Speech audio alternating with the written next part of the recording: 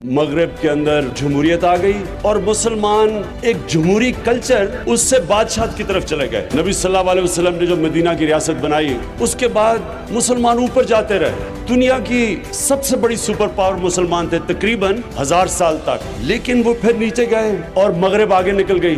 تو علامہ اقبال اور ان سے پہلے شاہ ولی اللہ، ان سے جب پوچھا گیا کہ یہ کیوں مسلمان نیچے گئے اور مغرب آگے نکل گئی، تو انہوں نے کہا کہ مغرب کے اندر، یورپ کے اندر جمہوریت آ گئی اور مسلمان ایک جمہوری کلچر جو مدینہ کی ریاست تھی اس سے بادشاہت کی طرف چلے گئے۔ یہ یاد رکھیں، بادشاہت میں میرٹ نہیں ہوتی۔ جب اورنگزیب اس دنیا سے گیا تو ہندوستان کا جو مغل انڈیا کا جو جی ڈی پی تھا وہ 24% تھا دنیا کا جی ڈی پی، یعنی کوارٹر دنیا کی جو ساری سب سے زیادہ جدر دولت تھی وہ ہندوستان میں تھی۔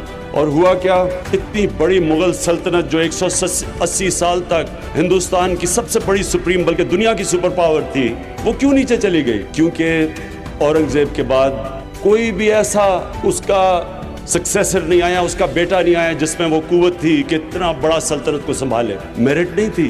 اگر اس کے بعد جمہوریت ہوتی تو ایک لیڈرشپ میرٹ کے اوپر آتی، خون کے اوپر نہ آتی۔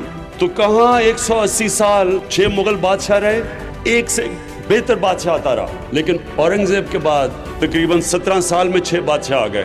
کسی میں بھی وہ طاقت نہیں تھی کہ اتنی بڑی سلطنت سنبھالے، کیونکہ میرٹ نہیں تھی، خون تھا، خون کے اوپر سلیکشن تھی۔ اور وہی تھا عثمانیہ سلطنت جو بھی دنیا کی سپر پاور تھی۔ سلیمان کے بعد کوئی بھی ایسا سلطان نہیں آیا جس میں وہ صلاحیتیں تھی کہ اتنی بڑا اوٹومن ایمپائر کو سنبھال سکتا۔ تو مغرب کیسے آگے چلے گی؟ وہاں جمہوریت آ گئی۔ جمہوریت پہ خون پہ سلیکشن نہیں تھی، میرٹ پہ تھی، اور جتنی اچھی جمہوریت اتنی زیادہ میرٹ۔ تو میرٹ ایک سب سے اہم چیز ہوتی ہے ایک قوم کے اوپر آنے پہ۔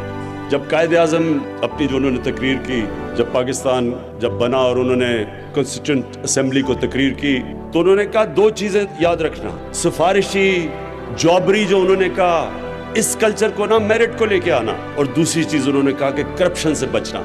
اور ہمارے ملک میں